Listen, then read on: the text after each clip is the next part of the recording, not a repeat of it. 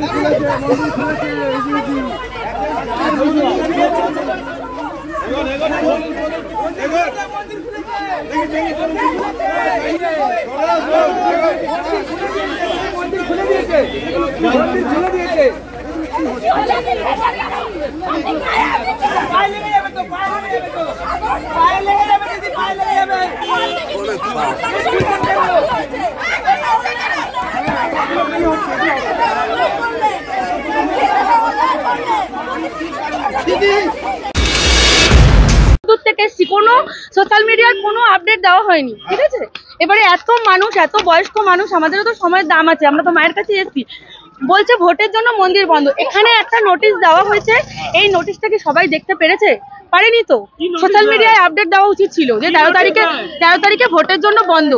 ভোটের সাথে কি সম্পর্ক আছে? যাই হোক, মন্দির আপাতত খুলেছে, ধন্যবাদ।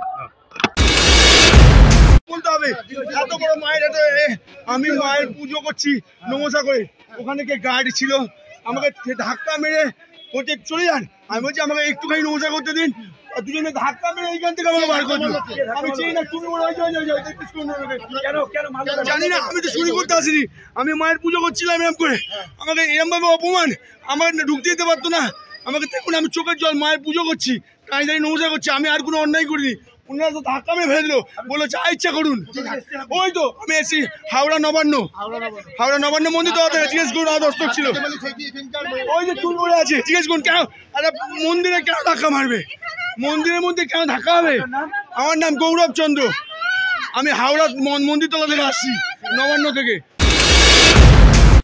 দেখুন, আমরা গত 11 তারিখে জানিয়ে দিয়েছিলাম আমাদের ফেসবুক পেজে যে আজকে উপনির্বাচনের কারণে মন্দির বন্ধ থাকবে, এবং আমরা বাইরে নোটিশও দিয়ে দিয়েছিলাম যে আজকে উপনির্বাচনের জন্য দেখুন আপনারা দেখতে পাবেন যে মন্দির বন্ধ থাকবে।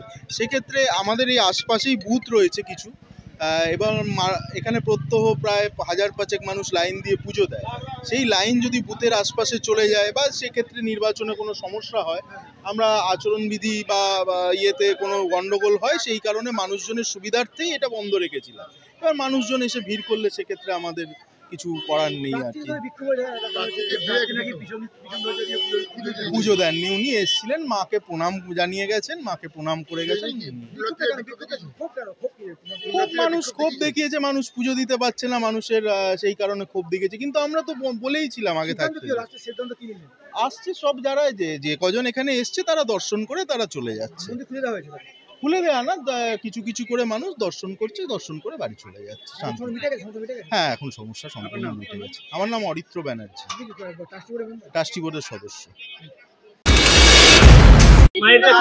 মাকে বললাম যে নৈহাটির মানুষকে শান্তিতে রাখুক, সুখে রাখুক, এবং আজকে ভোট পর্ব খুব শান্তিতে মিটুক, মায়ের কাছে কামনা করলাম। বিরোধীরা অভিযোগ করছেন যে বেশ কিছু জায়গায় ওদের অভিযোগ রাশিতে জন্ম না, সে অভিযোগ করছে, আমরা খবর পাচ্ছি। নৈহাটি মানুষকে আমার আবেদন আছে, ভোট দিতে বেরোন। প্যারামিলিটারি যথেষ্টভাবে 200 মিটারের মধ্যে কাউকে ঢুকতে দিচ্ছে না এখন পর্যন্ত।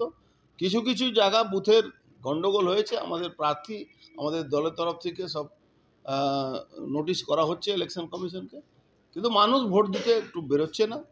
মানুষ ভোট দিতে যাওয়ার জন্য আমরা আবেদন করছি। আজকে নৈহাটি মানুষ এটাও তো প্রমাণ করেছে, যেখানে বড়মা মন্দিরে কোটি কোটি টাকায় লুটপাট করছে এই পার্থভৌমিক সনদ এর টিমটা, সেখানে আজকে ইলেকশনের জন্য মন্দির বন্ধ করে দিয়েছিল, সেখানে এই সনদ দিয়ে গিয়ে পুজো করছে, তখন পাবলিক তাড়া করেছে। এটাও তো আজকে দেখিয়ে দিয়েছে নৈহাটি মানুষ। কিছু মায়েরা দিদিরা দেখিয়ে দিয়েছে তো, প্রমাণ করেছে, জানে তো নয়টি মানুষ প্রতিবাদ করে দেখিয়ে দিল তো কি অবস্থা আছে।